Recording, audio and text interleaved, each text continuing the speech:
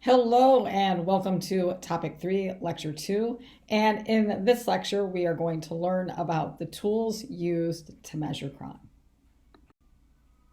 So in this lecture, we're going to do two things. The first thing that we're going to do is that we're going to look at the tools used to measure crime. The second thing that we're going to do is that we're going to look at crime trends in the United States and compare perceptions of crime to the actual amount of crime that is going on.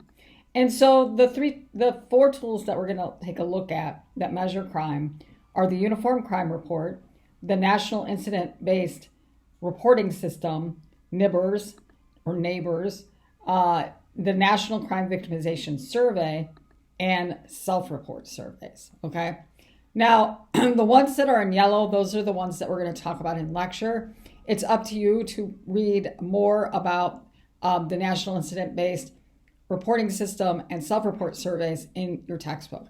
I do want to say that the National Incident-Based Reporting System is now being used in terms of the way that data is collected for the Uniform Crime Report. So you'll read about that in the textbook, and then we'll also make some commentary about that in the lecture. And then, as I said, we're going to take a look at some of the general crime trends in the United States and compare them to the perception that the people in the United States have about crime. So that's what we got on the docket. Let's go ahead and get started. So let's start with the Uniform Crime Reports. The Uniform Crime Reports are a report on the amount of crime that's taking place in the United States, and it is issued by the Federal Bureau of Investigation, the FBI. And every year, the FBI releases the Uniform Crime Report for the previous year, okay? And it's probably the best known and most widely cited sources of criminal statistics in the United States.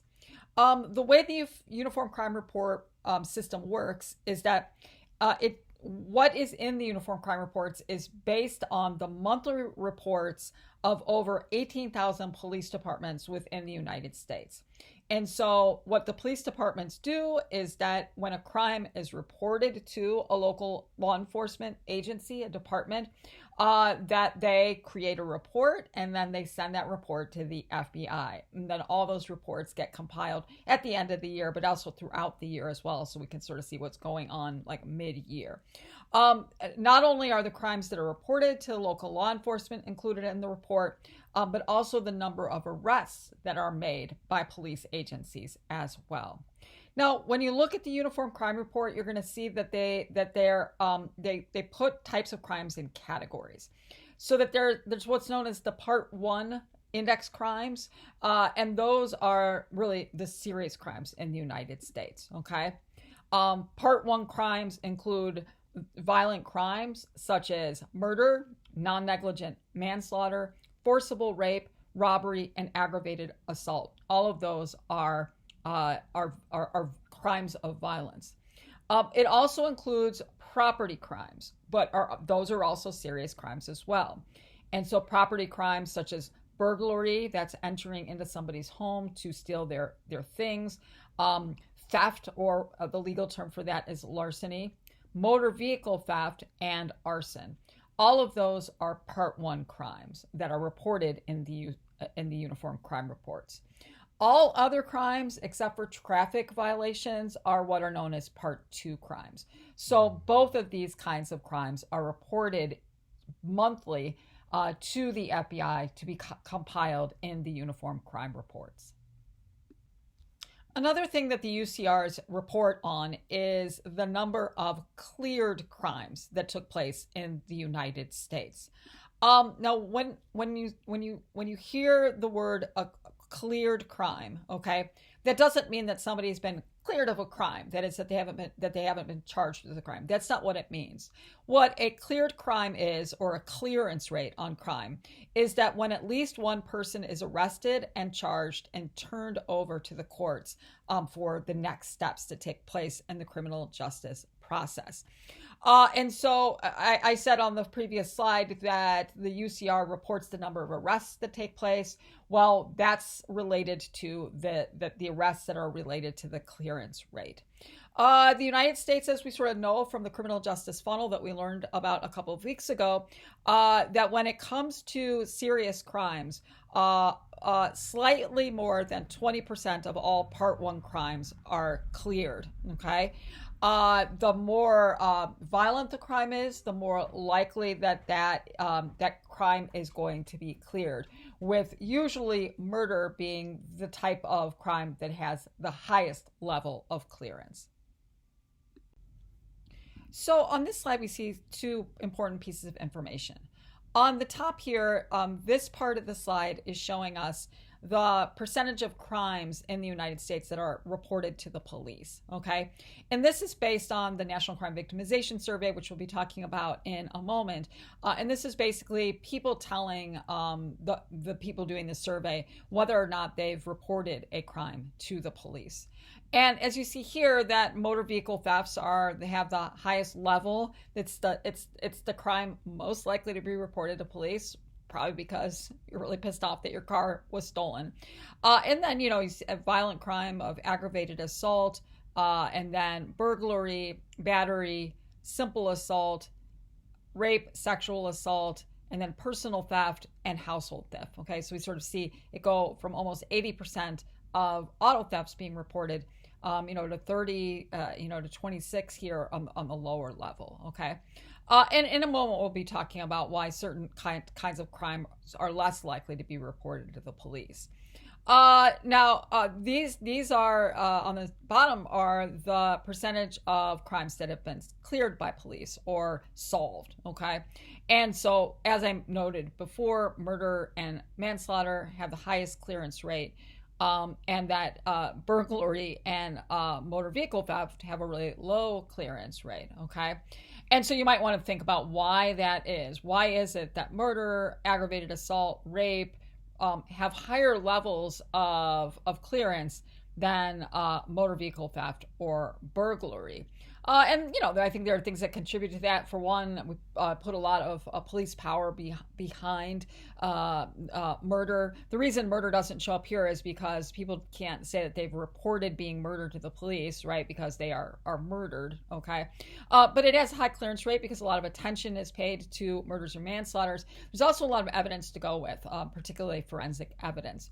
Other crimes get less attention, and they're just a lot harder to solve because may not be enough evidence to go with to actually solve the crime. So the Uniform Crime Report is a really good and useful tool for measuring crime in the United States.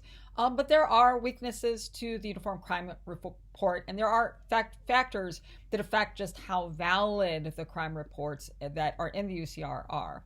One of the major factors affecting the validity of the UCR are reporting practices. As we know from that last slide, not all crimes are reported to the police. And so if you don't report a crime to police, it does not get in the UCR. So the UCR is only crimes that are reported to police. And that when you look at the National Victim Survey, the National Victimization Survey that we'll talk about in a moment, that's based on people saying whether or not they've been a victim of crime, not whether or not they've reported that crime to police. And as it says there, that according to those victim surveys, less than 40% of crimes are actually reported to the police for a wide variety of reasons.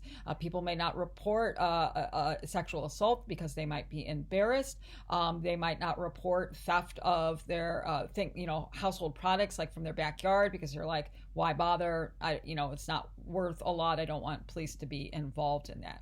And so that is one of the downsides of the UCR. There's also law enforcement practices and methodological issues with the UCR. That the reports are voluntary, so law enforcement agencies are not required to participate in reporting out data to the UCR. So the less law enforcement agencies that participate in the UCR, the less accurate it's going to be. Also, the reports from agency to agency, from department to department, can vary in terms of its accuracy. It depends on how well trained the police officers are in terms of doing their reporting out to the FBI. That it's that you can have variations in how one interprets a crime. A few years back in Milwaukee, that there were concerns about whether or not certain kinds of assaults were more likely to be classified as a simple assault rather than an aggravated assault, because if you report it as an aggravated assault, it kind of makes Milwaukee seem like there's a higher level of violence. And so, that classification was sort of left up to officers to make. Same with, was it aggravated assault or attempted rape? That the way you classify a crime can differ from department to department and also to officer. The UCR also, that at least up to today, and we'll talk about that in a second, that when there are multiple crimes that take place in one incident, only the most serious is recorded. So let's say that it is a homicide, but that the homicide was in commission of a robbery, and maybe there was some assault that went on as well. Only the homicide will be reported in the UCR. And no federal crimes are reported in the UCR. There's a separate report that is issued for that. So some of the limitations associated with the validity of the Uniform Crime Report. So there are recent developments in how the UCR is reported and created that have raised concerns about the validity of the crime data that came out in the 2020 and 2021 and potentially moving forward. And so given some of the concerns about the validity of the UCR, that there was a move within the Department of Justice, where the FBI is housed, to create a better system for reporting crimes, for local departments to report crimes to the FBI.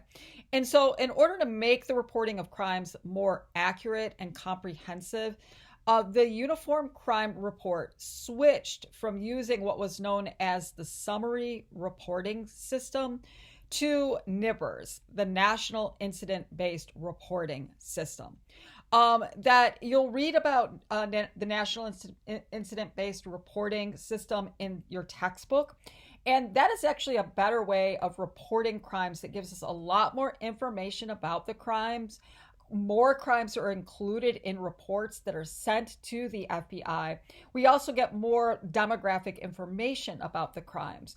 And so the National Incident-Based Reporting System was seen as a better way of reporting crimes. And so starting in the 1990s, the FBI said, hey, let's start moving towards using NIBRS rather than SRS as our system for reporting crime to the FBI. And so in 2015, there was like sort of a full push for departments, law enforcement agencies to switch to NIBRS. And in 2021, that was the first year where police departments had to use the National Incident-Based Reporting System. And so what that means is that due to these changes, in 2021, 40% of law enforcement agencies did not report their crime data to the FBI, okay? Because they had not made this switch to the NIBRS, which is, one, it's a little bit more detailed reporting that goes on and more time consuming. Also, there's some concern that some law enforcement are going to make it look like crime is increasing, and cities don't want their crime to look like it's increasing. So there was some resistance to that. And so that the UCR crime data from 2021 and 2022, a lot of people are thinking that it's unreliable, that it is missing key data from big cities like New York City and Los Angeles, and also some of the police agencies in the most populous states, California, Illinois, Pennsylvania, Florida, okay? And so the data is incomplete, and so that people aren't wanting to look at that data from 2021 to 22 and feel confident about what that is reporting. I trust that this will get ironed out, hopefully, as more cities get more comfortable with that. But it's a shame that this has sort of happened at this time period. Maybe the FBI should have backed off and said, hey, because we're having these weird crime phenomenons during the pandemic, that maybe they could have held off on and still accepted reports that used the old system so that we could have gotten a more complete picture of crime. But I thought you should be aware of that recent factor that's affecting its validity. The last thing I want to mention about the UCR is the way that crime data is expressed in the report. And if you are studying crime and criminology, it's really important that you understand these differences so that you don't make errors in terms of how you think about how much crime is taking place in the United States. And so I'm actually just going to put all of these up here at the same time, okay? And then we'll go through these individually, okay? And so that, one way we can express crime data is just by raw figures, okay? And in that way, you just say, hey, how many of this type of crime took place in the United States in said year, okay? And so here I'm just using an example from 2017. And so it's like so the raw figures is the number of actual crimes reported to the cops, right? And so, for example, that in 2017, there were 319,000 robberies that occurred in the United States, okay? And that's an important figure. It gives you a sense of, wow, that's a really big number, right? However, what if there are 10 billion people that live in the United States, right? I mean, it's still a large number. Any robbery matters, right? But that would, if there's 10 billion people that live in the United States, it's a smaller percentage of people who are victims of robbery. On the flip side of that, let's say that there's 1 million people that live in the United States, right? Well, that would mean that 1 out of every 3 person in the United States is a victim of robbery. And that is very different. So raw figures are important, but it really tells you an incomplete picture of crime in the United States. The crime rate is sort of a better way of looking at and thinking about crime. Yes, we have the raw figure, but crime rates set a rate of crime so that it doesn't really matter what the population is, okay? And so it's telling us the rate of crime per 100,000 people, okay? So it's like, if you had 100,000 people, of those 100,000 people, how many of them are victims of robbery, okay? The way you figure out the crime rate, it's the number of reported crimes times the total U.S. population. In this case, we're looking at the national, times 100,000, okay? And so the U.S. robbery rate for 2017 was 98 per 100,000 inhabitants. So of 100,000 people that live in the United States, 98 of them are victims of robbery, okay? That's still a high number, right? I mean, nobody wants to be the victim of a robbery. But, it's a lot less than 98 out of 10,000 or 98 out of 1,000, right? So it gives us a sense. We can also compare municipalities. We can find the crime rate in Wisconsin and compare it to the crime rate in New York, and it allows us to compare crime rates without making sure that we keep population in check. And then also the UCR reports changes over time, right? And so a lot of times when you look at the UCR, they'll say, hey, it will show us an increase or a decrease over time. So for example, that when you look at crime, the rate of robbery from 2008 to 2017, that we saw a 28% decrease in that crime, okay? So just make sure that you are understanding those different ways of expressing crime data, because they're really important, so we get a clear understanding of that data. Another important tool for measuring crime in the United States is what's known as the NCBS, or the National Crime Victimization Survey. This survey is sponsored by the Bureau of Justice Statistics at the U.S. Department of Justice. Obviously, the Uniform Crime Report is produced by the FBI, which is also a part of the United States Department of Justice. And this tool is really different from the UCR. This isn't about crimes that are reported to police, but rather, as the title of this tool suggests, that this is a survey, okay? And that this is basically a national survey of U.S. households.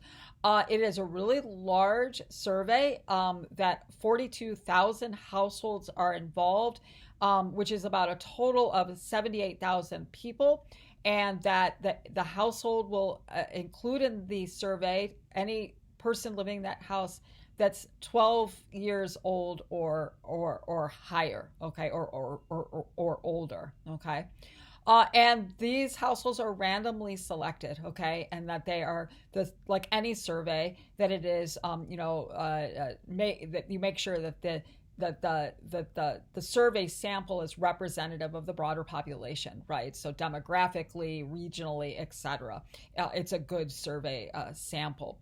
That it's also really large. Like when you think about surveys that you might read in the newspaper, which have a margin of error of plus or minus 4%, right? Not bad, but not great. This survey is much larger, right? All those people involved, and it has a really low margin of error, which means that we can be fairly confident in terms of the validity of the survey itself. The households stay in the survey for 3 years, and that they are interviewed twice a year, and they're interviewed as a household. The information that the survey collects is that it basically asks people, have you been a victim of crime? And then that the person will say what the crime was, that they'll give. Obviously, we'll get demographic information about the victims, their ethnicity, their race, their education level. There's also that they say who was the offender. They won't name the person, but you'll get demographic information about the offender, the time and place that the crime occurred, whether their weapons, injuries involved, etc. So it's a pretty comprehensive survey that's trying to get an understanding of whether or not people have been victims of crime. And that, as we know, that one of the really important uses for the National Crime Victimization Survey is that certain crimes that are reported in the National Crime Victimization surveys are found to go unreported in the UCR. A lot of those are sort of like personal crimes like rape or sexual assault, or also minor crimes that people don't want to report to the police because they don't want the police to take time, like trying to find items of low value that they've been stolen from you. Just as with the Uniform Crime Report, there are factors that affect the validity of the National Crime Victimization Survey. That we are surveying individuals, and individuals can be filled with inaccuracies or incomplete data. So it could be that maybe a victim, you might have over-reporting of a crime due to victim misinterpretation. That maybe they thought their wallet was stolen, but that actually it was lost. Just as an example, underreporting due to embarrassment. It's better than the UCR because it's easier to report rape or child abuse to a surveyor, but still, even reporting that to a surveyor can be embarrassing, and people may not report it in any capacity. As with any survey, you really have to be aware of sampling error. You have to ask yourself, is the group that's being sampled representative of the broader population?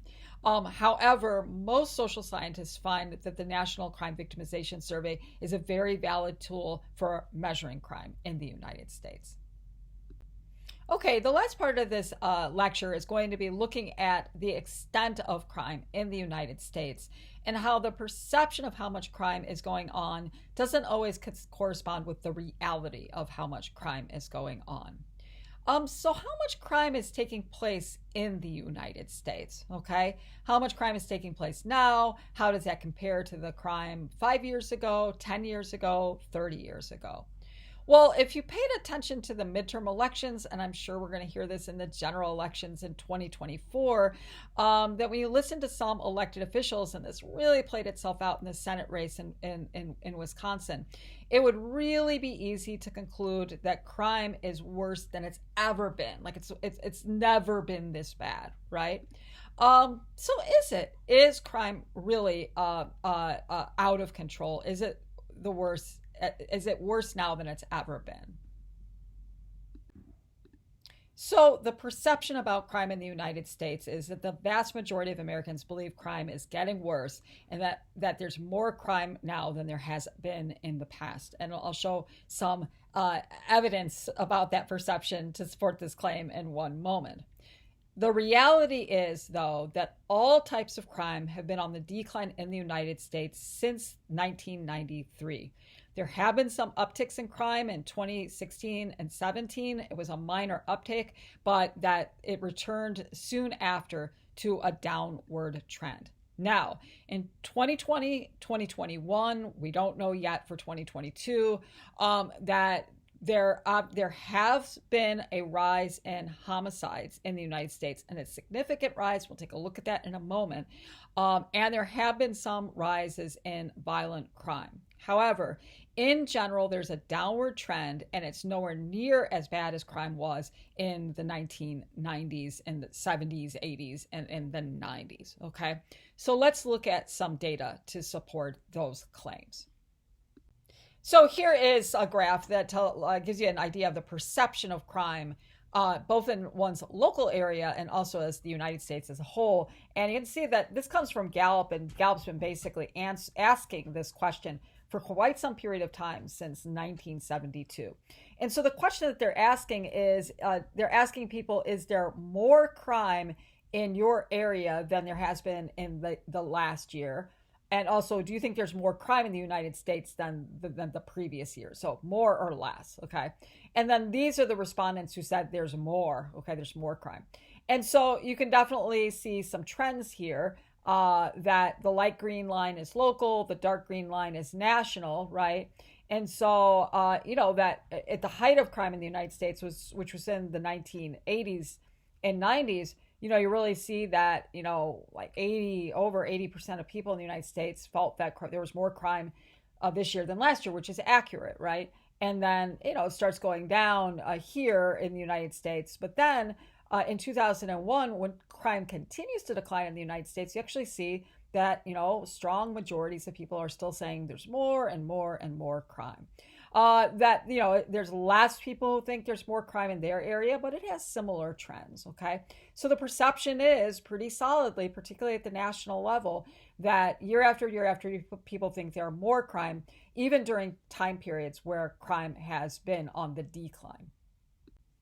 This is a great graph, although it's a little outdated. Not really outdated, but it's limited in terms of that it only goes to 2015. But we can see that, the previous slide shows that the trend in terms of the perception of crime actually continues beyond 2015.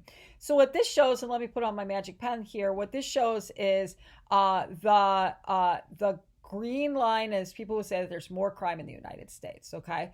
And so that, as we saw in the previous slide, it goes down and then it continues to go up from 2000, and it continues beyond 2015, even though that doesn't show it on the chart. What this chart shows is it compares it to the actual rate of violent crime victimization rate from the National Crime Victimization Survey. And so this is asking people, have they been a victim of violent crime, okay? And as we see in the 1990s, high, and then crime is going lower in the United States, okay? And so there's less victims of violent crime. So by 2016, there's 20 people out of 1,000 that report being a victim of violent crime. And so here we can really see this gap between the reality of crime and the perception of crime.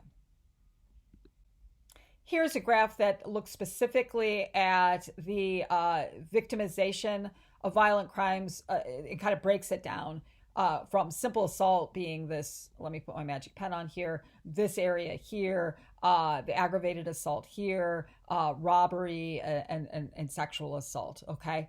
And so you can see, again, that as it says there, federal surveys showed no increase in U.S. violent crime rates since the start of the pandemic, okay? And so we see that there is a decrease starting in the 90s of violence in the United States, and that, here's the pandemic, see a little bit of an uptick, but, really still pretty much on track for a downward trend. And this shows a very similar trend, but looking at the Uniform Crime Report. So we see a downward trend in terms of violent crime with a little bit of a tick up here. So you might be asking yourself, wait a second, Professor Hankinson, like all we hear about are this increase in crime, increase in crime. Where is that perception coming from? Okay. Well, that perception is coming from the reality of the uptick in homicides in the United States. Okay. And that is a reality. Okay. So this shows you the murder rate in the United States. Again, the rate. So it's not like it's checked for population, and going from the 1970s, okay, with the height in the 1990s, and then we see a steady decline in homicides, but that we see an uptick in the 2016 17s, and whoop, we see an uptick here during the pandemic. Okay. Now, so that is, I mean, it's one of the kinds of crimes that gets the most attention in the United States. So that can help us understand that perception. But keep in mind that it is not as high as it was in the 1990s, but it is a cause for concern. Keep in mind that this is not a phenomenon of homicides just in big cities. That we've seen post-pandemic, during the pandemic, an uptick in homicides in small towns, big towns, rural areas, urban areas, red states, blue states, right? That there's something about the pandemic that has brought out the murderers in us. And also a lot of guns were bought during the pandemic. And oftentimes there's a correlation between the number of guns in a society and the rates of homicide. So just something to keep in mind. All right, and so here's the last slide we're going to look at, and sorry that there's kind of an inundation of slides, but this is from the article that you're going to be reading this week from the Council on Criminal Justice that shows you the most recent data on crime levels in the United States. And the reason I wanted to look at it is the graph itself is maybe a little bit hard to understand, so I just wanted to sort of go through it. All right, so this is looking at crimes from, and they're color-coded, like aqua is 2020, and then, goes down from there, 2021, 2022, 23, okay? And so aqua, black, I don't know, periwinkle gray, okay? That corresponds with those years, starting with 2020, okay? And then it has the different offenses: homicide, aggravated assault, gun assault, etc., okay?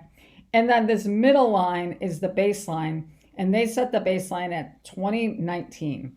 That is the pre-pandemic level of crime, okay? So this is sort of comparing what's happened from 2020 to the middle part of 2023 to 2019, okay? And so that you see that here, that while we are seeing a decline in crimes from 2021 till now, there's still aggravated assault, homicide, and gun assault is still above 2019 levels.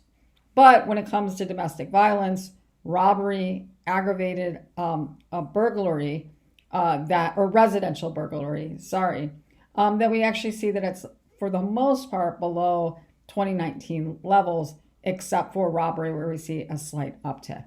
Okay. And then, I will non-residential, we see very high during the 2020, which kind of makes sense because if everybody's like locked up, they might not be going to like businesses, right? And so those might be ripe for being burglarized.